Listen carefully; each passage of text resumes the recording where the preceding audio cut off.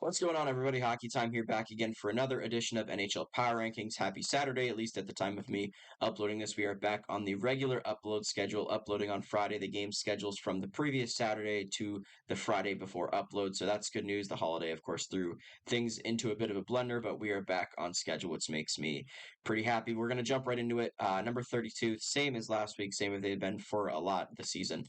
San Jose, they go 1-1 on the week, so they get a win, but 1-9 in their last 10 is not great, of course.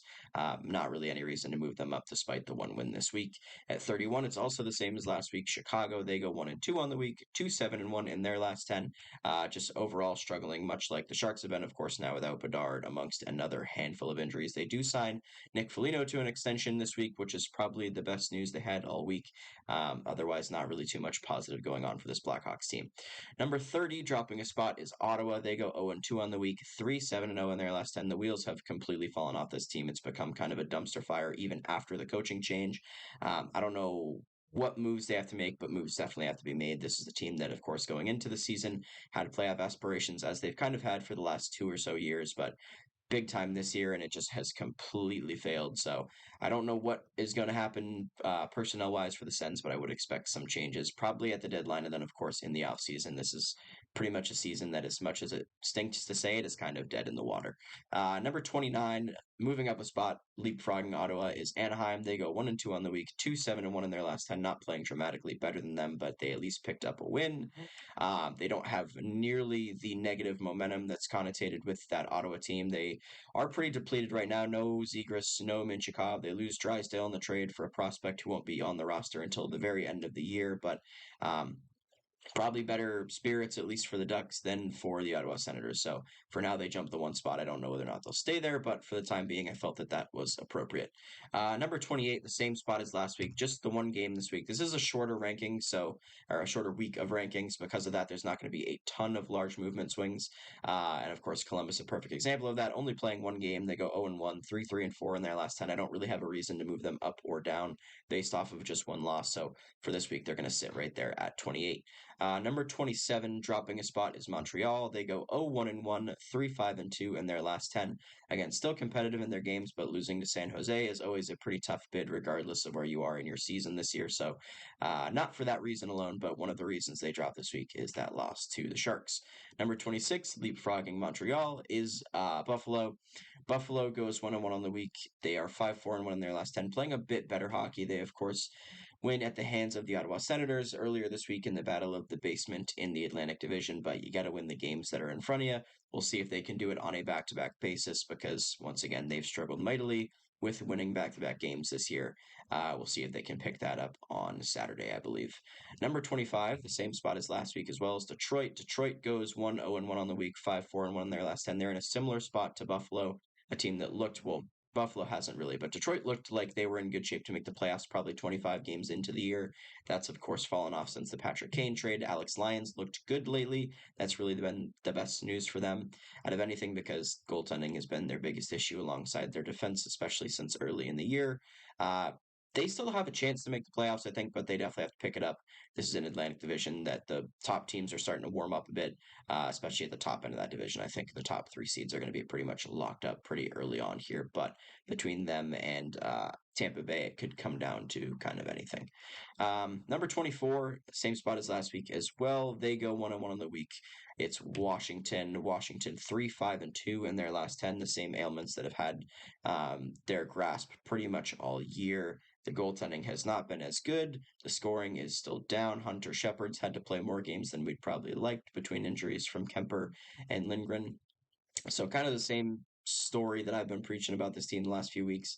No real need to badger on them any further. For now, they're going to sit at number 24. Number 23, dropping a spot from last week, are the Minnesota Wild. Minnesota goes 0-2-1 on the week, 3-6-1 in their last 10. They've struggled a bit since the initial momentum from bringing on John Hines. Of course, Marc-Andre Fleury has been having to carry the load for this team for quite a bit with the absence of Philip Gustafsson, who does seem like he should be back pretty shortly here. I think he was cleared to play yesterday or today. I don't know that he'll make his return on Saturday again as I'm recording this, but hopefully in the next few games so they can give poor Marc-Andre Fleury a break, even though I'm sure he's still trying to play games and break that record from Patty Waugh. But for now, Minnesota as a whole has been struggling. They kind of get the benefit of the doubt with the short week here and only drop one spot. Otherwise, they probably could have seen themselves dropping another spot or two given their results. Number 22, also dropping a spot, is Arizona. Arizona goes 1-2 on the week, 5-5-0 in their last 10. I don't have the same sentiment for the Coyotes as I do for teams like the Wild and the Red Wings and the Sabres that have a bit of a better roster on paper and had some more expectation coming into the year. They're kind of doing what they should be doing, staying right in the mix of things, playing exciting hockey, playing meaningful hockey halfway through the year, which is, one of the first times in years we've been able to say that about the Oats. So in that aspect, it's good news from them. The results kind of are what they are again. It's hard to have crazy high expectations for this team, but they've been in all their games. They've been making it fun to watch them. You can't really ask for more than that right now if you're a Coyotes fan. Number 21, moving up 2 spots and slowly starting to make some momentum up these rankings and up the standings as a whole are the Calgary Flames. Calgary goes 2-1 on the week. They're 6-4 in their last 10. I think they're going to have to play at a bit of a better pace, again, considering the way some of these other Pacific Division teams are playing if they want to make a playoff spot. But for now, it's generally positive news for the Flames, who move up 2 spots to number 21. Number 20, the same spot as they were in last week, and I feel like they've been in this spot for a bit now, is St. Louis. This team can't seem to grab a ton of positive or negative momentum, frankly. They've been in this like 20 to 24 range for a good chunk of the year. They go 1-1 on the week. They're 6-4 in their last 10. They kind of just bounce back and forth. They'll win a few and then they'll go lose a few. The goaltending can be good and the offense can be bad. The goaltending can be bad and the offense can be good. It's a little bit all over the place for St. Louis, but as a whole, the results are just enough to keep them in the mix, much like is the case for Arizona. We'll see if they're able to kind of climb out of that and project themselves into a playoff spot. But for now, they sit just outside of it. And of course, the rankings are reflective of that, keeping them at number 20. Number 19, dropping 2 spots, are the Islanders. They go 1-1 on the week. They're 4-4-2 in their last 10. Again, the kings of the overtime point.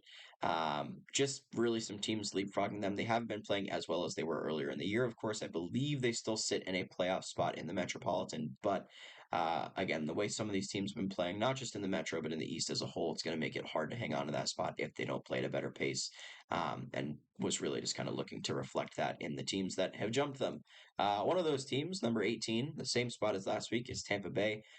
They go 2-0, but they don't move up just because of some of the teams in front of them. 6-4-0 in their last 10. Vasi's been a bit better. He's kind of been hot and cold since he came back from his surgery. Hopefully, as the season gets closer to playoffs, he'll, kind of awaken. And of course, we'll all be terrified because he'll never give up goals again, as Vasi usually does come playoff time. But the Bolts have been playing a bit better. They're still trying to climb into a spot, I believe, as well. They sit just outside at the time of this recording, but I could be mistaken on that. I have frankly not looked at the standings today after Thursday and Friday's games, but they've been playing a bit better hockey. They need to continue that if they want to ensure themselves a playoff spot. It's not going to come in the hands of a divisional spot this year, I don't believe, considering how Toronto, Boston, and Florida are playing, but still got 40-ish games to go. It's a long season. We'll see what they're able to muster up. Number 17, this team drops 1 spot. It's Pittsburgh. They've also generally been playing pretty well lately. 1-0-1 on the week, 6-2-2, but there's one team in particular that's jumped a few of these teams here this week that I just couldn't afford to keep them above them. Not overly concerned about Pittsburgh. They win, of course, the Battle of Pennsylvania earlier in the week, which is always an entertaining game for both sides. Tristan Jarry's still been good. Alex Nedeljkovic has been one of the nicer comeback stories of the year, in my opinion. Of course, I'm a goalie fan, so a bit biased there. But generally, some pretty good stuff from Pittsburgh. They're looking to climb up the Metro Division standings, and to this point, they've done that pretty well over the last 2 or 3 weeks. So for today, they sit at 17. We'll see if they are able to continue to climb these rankings. Number 16, one of the hottest teams in the NHL, and they have been just flying up these rankings over the last month, is Seattle. Seattle goes 2-0 on the week. 8-0-2 in their last 10. Joey Daccord, again, one of the best goalies in the NHL over this stretch of the last month or so. This team that could not score is suddenly one of the most efficient offensive teams in the league. Their defense is rounded into form. It's like they're just back into playoff form out of nowhere like that. So I don't know where this came from the Kraken. They're making me look very foolish with my preseason prediction because at this rate, they're going to make the playoffs handily. It will still probably be in a wild card spot just because of the way the West is structured this year, but they've been fantastic. It's been really exciting to watch. Hopefully, they're able to keep climbing. But for this week, they jumped 2 spots to number 16.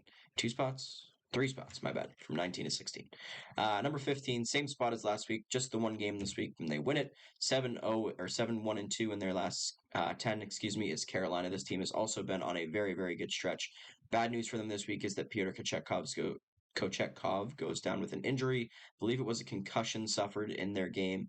Hopefully, not anything, too long term, but it's always hard to say with concussion injuries. So we'll see if Antti Ranta is able to hold things down or if they make a move in that. I know there's been the rumors the latter half of this week surrounding Jacob Markstrom with New Jersey and Carolina. So who knows what's going to happen there, but the one win this week is not quite enough to move them up, but if they continue this, they're of course going to continue climbing as well as they've been one of the better teams in the league as of late. Number 14, dropping a spot is Nashville. 1-1 on the week, 5-4-1 in their last 10. Just didn't quite have the record enough to keep them above the team that's been going back and forth with them for the last few weeks, which is Philly. Philly wins 2 games this week. It's really the only impetus for me to flip flop them. Of course, the way this has been going, I'm sure they'll just flip flop back next week once again. But for now, these two teams have been in pretty much lockstep, both in kind of similar scenarios, rosters on paper that probably shouldn't be in a playoff spot, but results that are getting them either in or close to a playoff spot. So it's been fun to watch both of these guys. We'll see if they're able to keep it up. I have a bit more faith, I think, in Philly than I do in Nashville just because of their coaching situation, but we'll see if I'm correct on that one or not. But for now, these two teams sit, again, pretty much in lockstep at 13 and 14, respectively. Number 12, and this team stays in the same spot, benefiting from team in front of them also falling, and that's the Vegas Golden Knights. Vegas 1-1 on the week, 3-7-0 in their last 10. This is one of their worst stretches of the season by far to this point, just not really been clicking at the rate that they were early on. It does help that they have at least one of their goalies back and healthy. We got to make sure that he's playing well. Yuri Patera has actually been pretty good in the games that he's been forced to play in his call-ups, but of course you'd rather have Aiden Hill and Logan Thompson for a team that early in the year had arguably the best goaltending tandem in the entire league. Number 11, this team drops 3 spots, and they've been on a bit of a rough stretch as well. It's the Los Angeles Kings. They go 0-1-2 this week, 2-4-4 in their last 10, and this has happened a bit more quietly than Vegas because they've collected 4 sets of overtime points, but the Cam Talbot momentum has slowed quite a bit. The scoring's fallen off a bit. Pierre-Luc Dubois drama is back. Surprise, surprise. That trade looks like a fleecing for Kevin Cheveldayoff, at least at this point. But nonetheless, a bit of a strugglesome period for the Kings. We'll see if they're able to rebound again. Regardless of Pierre-Luc Dubois being good or not, this team has the depth to be a solid team. Of course, he just adds to that. So we'll see if they can fix the problems they've been having over the last 10 to 12 games. Not overly concerned about this team, but some of the teams in the Pacific are starting to kind of clamp at the heels of some of these teams in front of them. So we'll see. Looking at Seattle, and then of course Edmonton, who of course not on the board yet. They've been playing very well also. Number 10, this team moves up 1 spot thanks to Los Angeles dropping. It's Toronto. Toronto goes 1-0-1 on the week. They hammered the San Jose Sharks and then, of course, lose that game in Long Island. Martin Jones has been fantastic for them. I was really, again, expecting to have to see Dennis Hildeby. We've not had to do that to this point. Martin Jones has been, I think, the best goalie in the stretch that he's been called up. He's got one of the best save percentages in the league. His record's outstanding. The goals against is outstanding. So it's funny, to be honest. To me, I would never have expected him to be carrying the load for this Toronto team, but injuries and their $3.5 million starting goalie being terrible will, of course, help that situation out. I'm not sure when we can expect Joseph Woll to be back. I know it was originally looking like February. Now they're saying there's not really a timetable on his return. So hopefully for Leafs fans, Marty Jones can stay healthy because if he can't, then we run into a whole different horde of issues. But for now, this Leafs team's been playing pretty strong hockey. They have the unlucky loss against the Islanders. They're going to be fine. They move up a spot to number 10. Number 9, staying in the same spot as last week, they go 0-0-1 on the week. Again, a short week here kind of makes it hard to move these teams, but it's New Jersey. New Jersey 5-3-2 in their last 10. Of course, the Jacob Markstrom rumors swirling around this team, as I mentioned as well. Goaltending's been their issue all year, man, and it continues to be their issue. They score at a pretty ridiculous pace. They just can't keep the puck out of their own net. If they can do that, they're going to be one of the top 8, top 5 teams in the league, no question, I think. Um, but for now, they sit just outside that range. Get a goalie, get some saves. They'll be fine. Number 8, dropping 3 spots, is the Rangers. This team has pretty swiftly fallen from grace. I mean, they're still one of the top teams in the league, but no longer fighting for that number 1 spot. No longer really all that close to it. They need a good couple weeks to get back into that range of, elite level teams. They go 0-2 on the week. They're 4-5-1 in their last 10. Just have not looked the same as they did early in the year. For that reason, they continue to fall down these rankings. Number 7 is another team dropping 3 spots. They go 0-3 on the week, and that is Boston. Boston also 5-2-2, or 5-2-3, excuse me, in their last 10, so a bit better than the Rangers. But this week in particular was just not great for them. They have a really tough schedule, so I do give them the benefit there. But again, you got to try to win the games that are in front of you. That, of course, was not the case this week. The big news for them is the Ullmark injury. I have not checked in again on the time frame for that return. Hopefully nothing too long term. Of course, they have one of, if not the best, quote, backup goalies in the league in Jeremy Swayman. So not a huge concern for them, but much like Vegas, you'd like to have that tandem in place because it's part of what makes Boston such a dominant team. Number 6, moving up 1 spot despite an iffy last 10, is Dallas. They're 2-1-0 this week, 5-4-1 in their last 10. And this is a fan base that, for whatever reason, loves telling me that their team should be lower when their record and their results and they're winning games at the end of the day.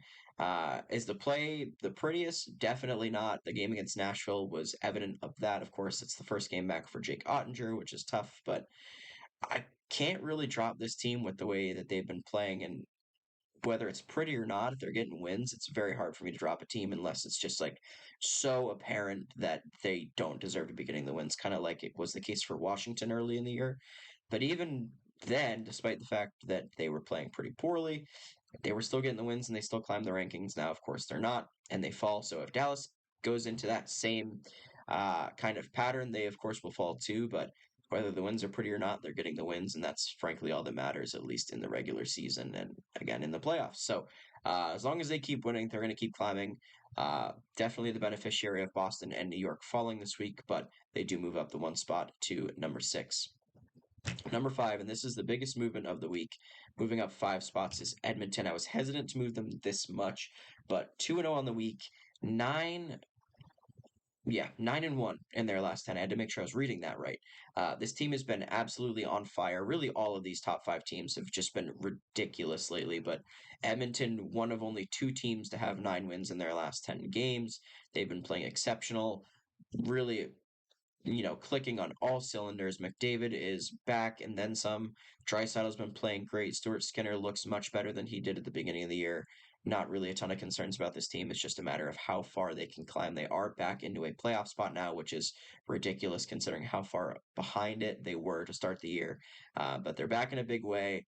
They're pretty much the hardest matchup for any team right now just because of the speed and the talent they have. So we'll see if they can continue climbing. I don't know how quickly they'd be able to get to, number 1 on this list, considering the way that that team has been playing and the teams behind it. But they've been really impressive lately. For that reason, they jump a handful of spots to number 5.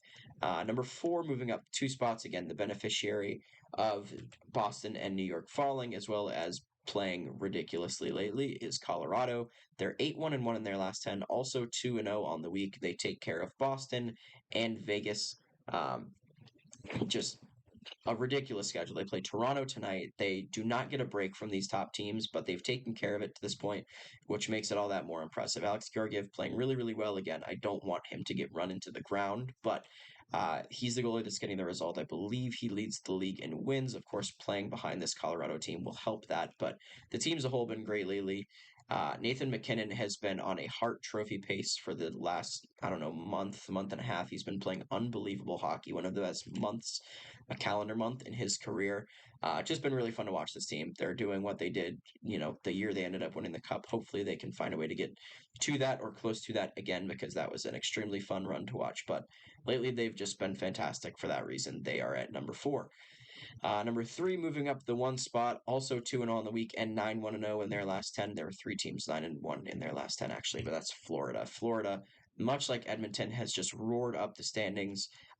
Everything clicking for them as well. They've found that sandpaper again that they played with in the playoffs that makes them just brutal to play against. I mean, they have so many guys that you just, if you're out there on a shift against them, you got to be thinking, like, what did I do to deserve this, coach? Like, come on. Matt Tkachuk has heated up. He's been one of the best players so far in 2024. Sam Reinhart, of course, I think a goal now away from 30. So just a ton of stuff going well for them. Bobrovsky and Stolar is one of the better tandems quietly in the league to this point. So everything going well for the Cats. Love to see that for them. For now, they sit at number three. Number two, one of just two teams to have three wins this week. Of course, can't make that a major tipping point with the length of the week that I'm covering, but 3-0 on the week, 7-2-1 in their last 10 is Vancouver. They lost their first game of the Eastern road trip, and they have since said we are simply not going to lose, and that has been the case to this point. Been playing some really good hockey. Of course, Thatcher Demko probably one of, if not the leading candidate for the Vezina so far this season. Casey DeSmith has been great in the games he's played. Elias Pettersson has been on a tear this road trip. I think he's just broken the record for 4 consecutive road game winning goals or something like that. The team as a whole has just been unbelievable. Quinn Hughes continues his ridiculous pace. Pettersson and Miller are just carrying the team offensively as they should be, probably going above expectations even considering the skill sets that they have. So just been really fun to watch this Canucks team. One of the better stories of the entire year. But the story that might be even better is the team at number one, and that is still Winnipeg. Also 3-0 on the week, 9-0-1 in their last 10. They are on a ridiculous tear at the moment. Connor Hellebuck, the other goalie, fighting for that Vezina, making it very hard for Demko to be the front runner. Laurent Brossoit also has been very good, much like Casey DeSmith has been for the Canucks. Uh, really, all things going at 110% for this team. The only concerning thing is that in their latest game, they did have a couple injury bugs potentially hit them. Mark Scheifele had to leave the game, of course, still without Kyle Connor. So that's two big pieces to be out if they are both out for a stretch of time. But all in all, I'm really not concerned, even if this team does go down with a few injuries. They've just been playing so well. They have four lines that they're just running at everybody, and it doesn't seem like most teams can handle that. So it's been really impressive stuff from the Jets. Both Rick Bowness and Kevin Cheveldayoff should be up for their respective awards for Coach and GM of the Year. Again, that Pierre-Luc Dubois trade is looking like such a fleecing on Chevy's part. It's so funny. I personally have never been a huge fan of Pierre-Luc Dubois, and seeing the Jets come out on the winning side of that trade has just made me infinitely happy. So, yeah, they've been really impressive. The top three teams, 4, 5 teams, the whole have all been just unbelievable. But that's going to be it for these power rankings. Let me know what you guys think in the comment section down below. This has got to be one of the bigger gaps amongst the top 5 teams versus the rest of the league that we've seen in a long time for these rankings. I'm sure all you Jets fans that blew up my comments in the last video are going to be happy to still see them at number one. And frankly, I don't know how long it's going to be before they get that taken from them because they've just been unbelievable. So let me know your thoughts in the comments section down below. Who is too high and who's too low on these videos. As usual, the support has been unreal lately, so I really appreciate that. Leave a like if you enjoyed the video. Subscribe as well if you don't mind. It is free. And we'll talk to you guys tonight for the nightly recap. Talk to you soon.